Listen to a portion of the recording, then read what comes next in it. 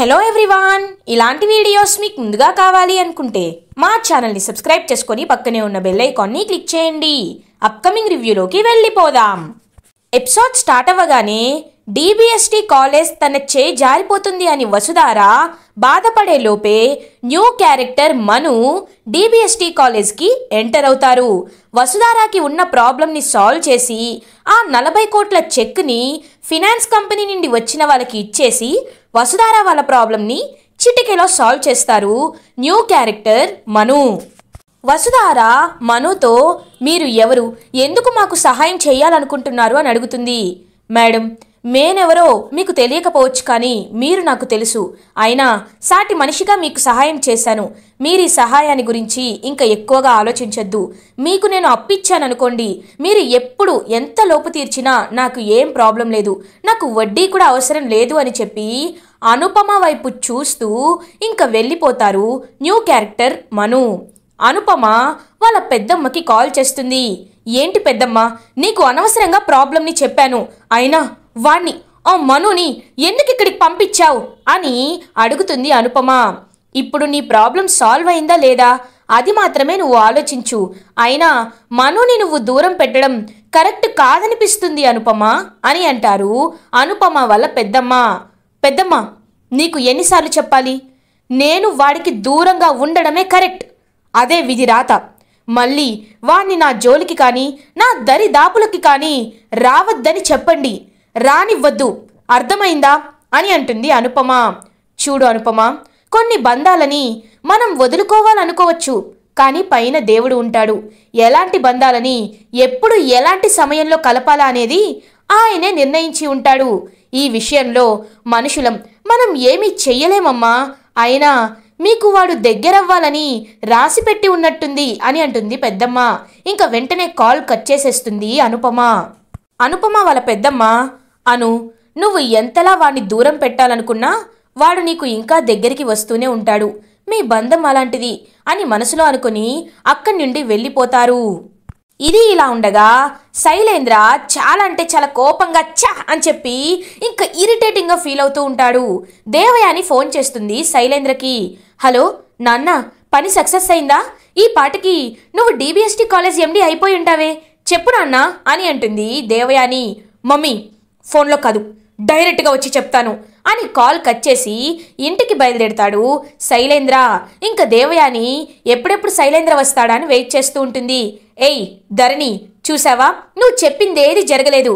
ఇప్పుడు నా కొడుకు శైలేంద్ర మహారాజుల DBST కాలేజ్లో MDగా ఇంటికి తిరిగి వస్తున్నాడు, వెళ్ళి పాయసం చెయ్యి అని అంటుంది దేవయాని. అత్తయ్య గారు, మహారాజులా వస్తున్నాడో మాడిపోయిన మొహంతో వస్తున్నాడో వచ్చాకే తెలుస్తుంది కదా, అయినా మీ మాట నేనెందుకు కాదంటాను, పాయసం చేస్తాను అని కిచెన్లోకి వెళ్ళిపోతుంది ధరణి. ఇంకా శైలేంద్ర ఇంటికి రీచ్ అవుతాడు.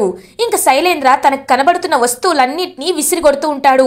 నాన్న ఏమైందన్నా అని అడుగుతుంది దేవయాని. అయిపోయింది మామ్, అంతా అయిపోయింది, ఏదైతే జరగకూడదు అనుకున్నానో అదే జరిగిపోయింది. ఏంటి మామ్, ఏంటిదంతా అని ఇరిటేటింగ్గా ఫీల్ అవుతాడు. ఇంకా ధరణి పరిగెత్తుకుంటూ వచ్చి చూస్తుంది. అంటే ఈరోజు కూడా అని అంటారు. ఎవడో ఒకడొచ్చాడు మామ్, వాడి పేరు మను అంట, చూడ్డానికి రిషిలానే ఉన్నాడు. వాడొచ్చి ప్రాబ్లమ్ని సాల్వ్ చేసేశాడు. సింగిల్ సంతకంతో 40 కోట్ల చెక్కుని వాళ్ళ మొహాన కొట్టాడు. వాళ్ళ చెక్ తీసుకొని వెళ్ళిపోయారు. నా దగ్గరికి వచ్చేంత MD పదవిని మళ్ళీ నాకు దూరం చేశాడు. వాడు చాలా డేంజర్ గాడ్లా ఉన్నాడు అని అంటాడు శైలేంద్ర. అంటే MD పదవిపై మనం ఆశ వదులుకోవాల్సిందేనా నాన్న అని అంటుంది దేవయాని. ఆ దారి తప్ప నాకేమీ కనిపించట్లేదు మామ్, కానీ ఆశ చావదు కదా. ఇది కాకపోతే ఇంకొకటి కాకపోతే ఇంకొకటి, అలాంటి ప్రమాదాలు సృష్టిస్తూనే ఉంటాను. వసుధార నా చేతికి కాలేజ్ అప్పచెప్పేంత వరకు నేను ఊరికే వదిలిపెట్టను మామ్ అని ఇరిటేటింగ్గా ఫీల్ అవుతూ ఉంటాడు శైలేంద్ర. అప్పుడే ఇంకా ధరణి పాయసం చేసి తీసుకువస్తుంది. ఏంటిది అని అడుగుతాడు శైలేంద్ర. ఎందుకండి కోపడుతున్నారు, చల్లబడతారు, ముందు పాయసం తినండి. అయినా నేను చెప్తే మీరు విన్నారా? నాకు తెలుసు, మంచి వాళ్ళకి ఎప్పుడు దేవుడు మంచే చేస్తాడు. వసుధార, రిషి, చిన్న మావయ్య, చిన్నత్తయ్య వీళ్ళు ఎప్పుడూ ఎవరికి ఎలాంటి అపకారం చేయలేదు. అలాంటి వారి నుండి మీరు బలవంతంగా సీట్ని లాక్కోవాలంటే అది అయ్యే పని కాదండి. నేను చెప్తే వినిపించుకోలేదు. చూసారా ఇప్పుడేం జరిగిందో అని అంటుంది ధరణి.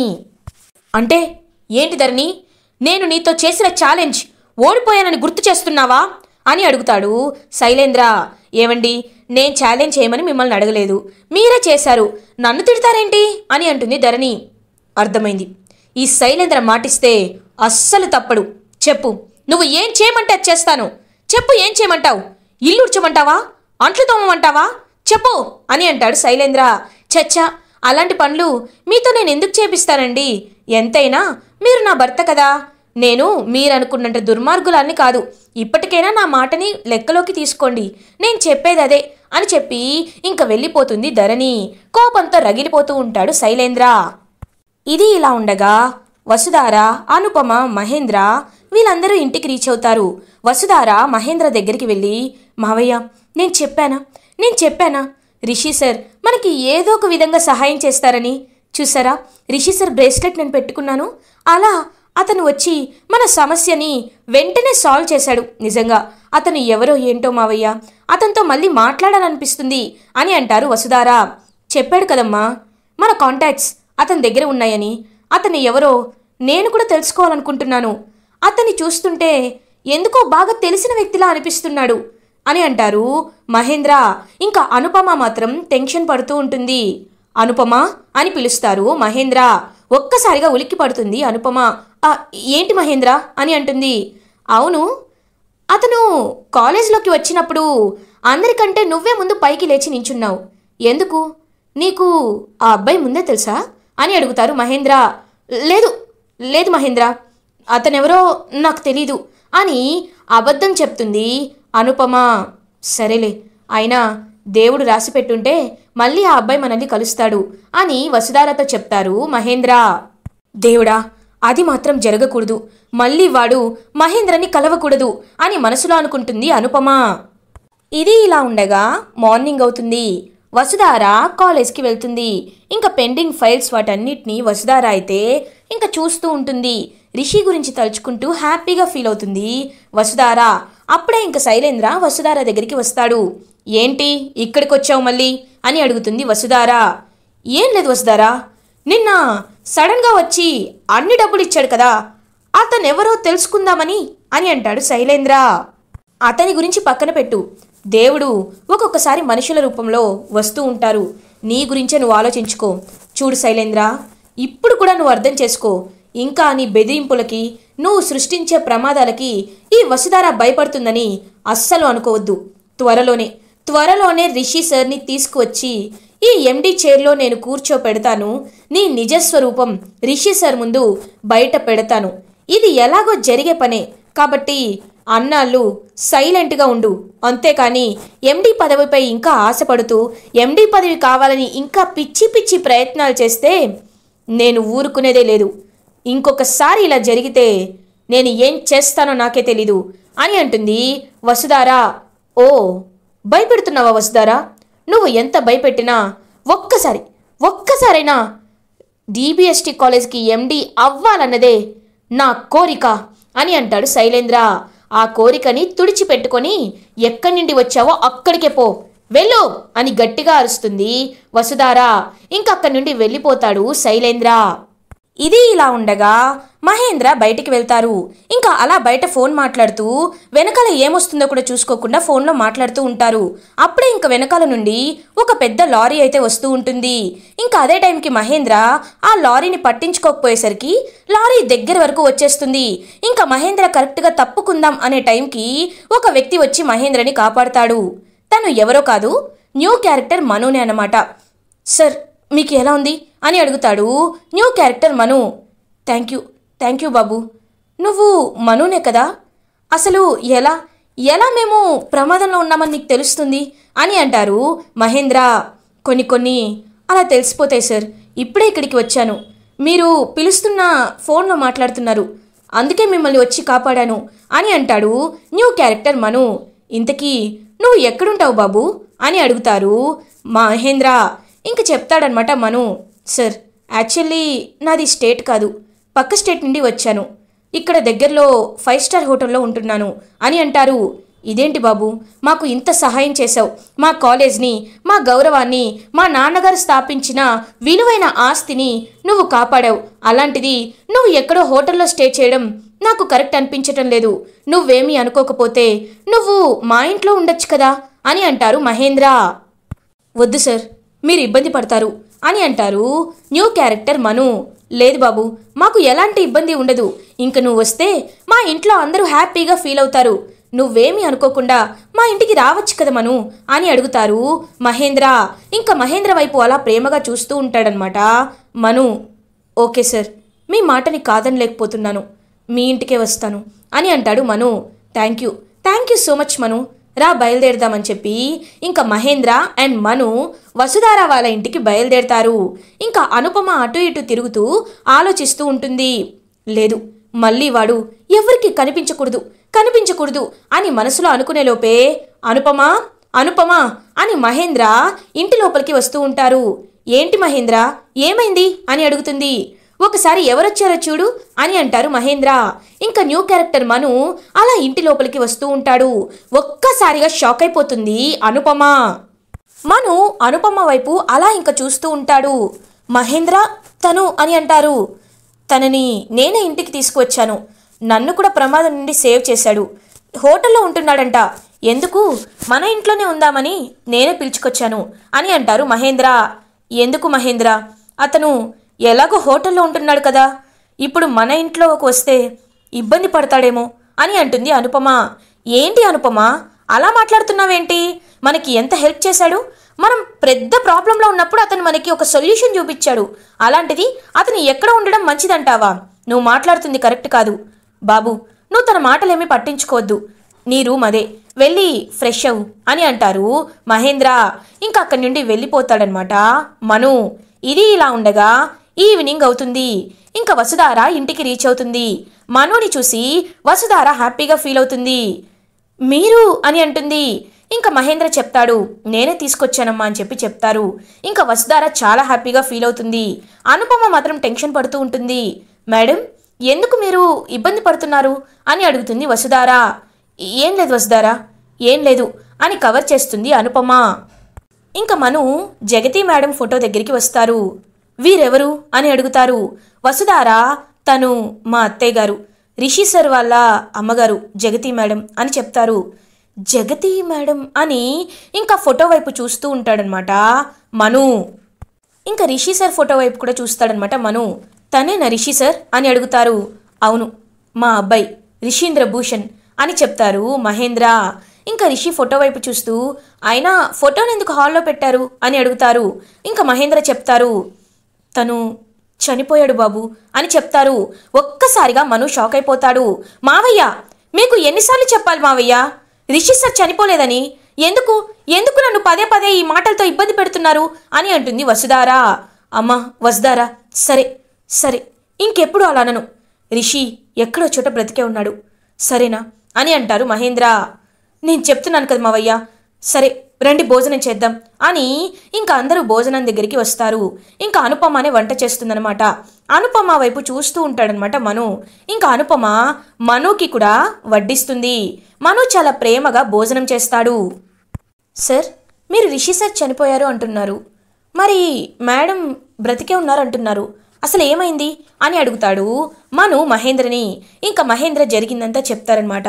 ఇలా రిషికి ప్రమాదాలు జరిగాయని, తను మిస్ అయ్యాడని, తర్వాత తన డెడ్ బాడీ ఐడెంటిఫై చేశారు, డిఎన్ఏ కూడా మ్యాచ్ అయింది, సో రిషి చనిపోయాడని మేము నమ్ముతున్నామని ఇంక మొత్తం విషయాలని చెప్తారనమాట మహేంద్ర. ఆలోచనలో పడతాడు మను. ఓకే సార్, మీరు ఇంకా ఏమీ ఆలోచించొద్దు, వసుధార మేడంని కొన్ని రోజులు అలా మనం సెట్ అయ్యేంత వరకు వదిలేస్తేనే మంచిది అని చెప్పి ఇంకా మను కూడా చెప్తారు. అలా ఇంకా నైట్ అవుతుంది. అందరూ నిద్రపోతూ ఉంటారు. మను మాత్రం ఒంటరిగా గార్డెన్లో తిరుగుతూ ఆలోచిస్తూ ఉంటారు. అనుపమ, వసుధార, మహేంద్ర నిద్రపోయారో లేదో అని చెక్ చేసుకుంటుంది. ఇంకా బయటికి మను దగ్గరికి వెళ్తుంది. అనుపమ, ఎందుకొచ్చావు అని అడుగుతుంది. నేనేమీ కావాలని రాలేదు, వారు బలవంతం చేస్తేనే వచ్చాను అని అంటాడు మను. చూడు, డిబిఎస్టీ కాలేజ్ని కాపాడి మా ప్రాబ్లమ్ని సాల్వ్ చేసినంత మాత్రాన నువ్వు నాకు దగ్గరవుతావని ఊహించుకోవద్దు. ఎప్పటికీ దూరపు కొండలు నునుపు అన్నట్టు ఆకాశం నేల కలవదు అన్నట్టు ఎప్పటికీ మనం కలిసి ఉండలేం, నేను నిన్ను ఎప్పటికీ దగ్గరికి రానివ్వను అని అంటుంది అనుపమ. చూడండి, మీ ప్రేమ కోసం నేను ఎన్నాళ్ళైనా ఎదురు చూస్తాను, కానీ మనుషులన్నాక మార్పు సహజం. అలాంటి ఒక మార్పు ఏదో ఒక రోజు మీలో వస్తుందని నేను నమ్ముతున్నాను అమ్మా అని అంటాడు మను. ఇంకా అనుపమకి చాలా ఎమోషన్ వస్తుందన్నమాట. ఎమోషనల్గా ఫీల్ అవుతుంది.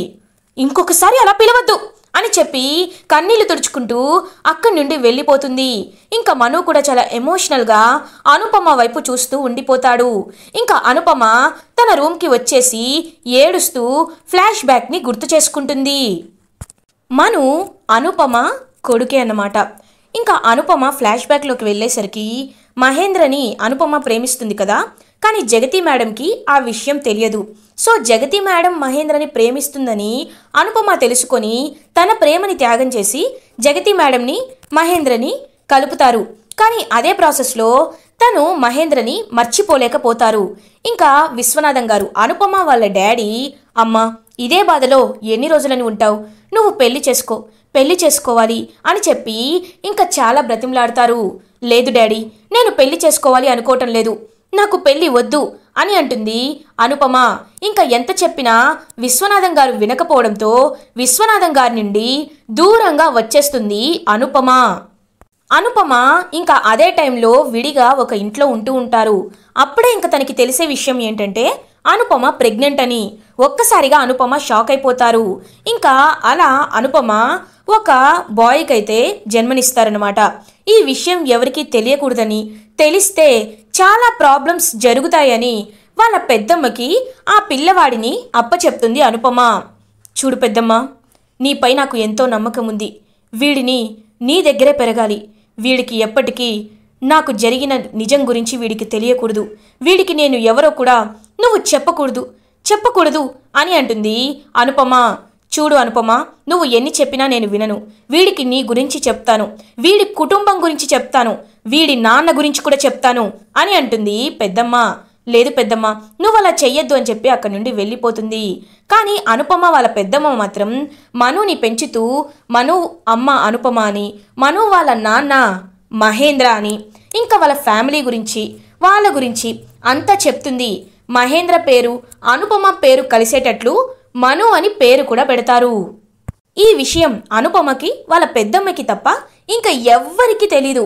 అలా ఇంకా మనుపై ప్రేమ ఉన్న అనుపమ మాత్రం మను ఒకవేళ మహేంద్ర కొడుకని తెలిస్తే మహేంద్రకి చెడ్డ పేరు వస్తుంది, నింద వస్తుంది అని ఆ విషయాన్ని తెలియకుండా దూరం పెడుతూ ఉంటారు. ఇదంతా గుర్తు చేసుకుంటూ ఇంకా ఫ్లాష్ బ్యాక్ని తలుచుకుంటూ బాధపడుతూ ఉంటారు అనుపమ. ఇది ఇలా ఉండగా మార్నింగ్ అవుతుంది. రాజీవ్ వసుధార వాళ్ళ ఇంటి దగ్గరికి వస్తాడు. వసుధారాని ఇలా అయినా బెదిరించాలి అని ఇంటి దగ్గరికి వెళ్ళాలి అనుకుంటాడు. కానీ మను కార్ కనబడేసరికి ఒక్కసారిగా షాక్ అయిపోతాడు రాజీవ్. ఏంటి వీడు ఇక్కడే ఉంటున్నాడా అని వెనక్కి తిరిగి వెళ్ళిపోదామనే లోపు మను రాజీవ్కి కనబడతాడు. రాజీవ్ ఒక్కసారిగా షాక్ అయిపోతాడు. ఏంటి ఇక్కడేం చేస్తున్నావు అని అడుగుతాడు. మను ఏం లేదు, ఊరికే వచ్చాను బ్రదర్ అని అంటాడు రాజీవ్. చూడు, నువ్వు తనని ఇబ్బంది పెడుతున్నావని నాకు అర్థమవుతుంది. నువ్వు ఇకపై జాగ్రత్తగా ఉండాలి. మళ్ళీ వసుధారా మేడం వైపు కానీ వసుధారా మేడం జోలికి కానీ వసుధారా మేడంని మళ్ళీ టార్చర్ చెయ్యాలని చూసావో నా గన్లో బుల్లెట్లు ఇంకా అలాగే ఉన్నాయి. నా గురించి నీకు తెలీదు, చంపేస్తా అని అంటాడు మను. లేదు భయ్యా, లేదు, నేనింక తన జోలికి రాను అని రాజీవ్ ఇంకా భయపడుతూ అక్కడి నుండి వెళ్ళిపోతాడు. అదంతా దూరం నుంచి చూస్తున్న వసుధార అభిమానంగా మను వైపు చూస్తూ ఉండిపోతుంది. ఇలా ఎపిసోడ్ ఎండ్ అవుతుంది. ఫర్దర్ ఎపిసోడ్ రివ్యూస్ ముందుగా మీకు కావాలి అనుకుంటే మా ఛానల్ని సబ్స్క్రైబ్ చేసుకోండి. Thanks for watching.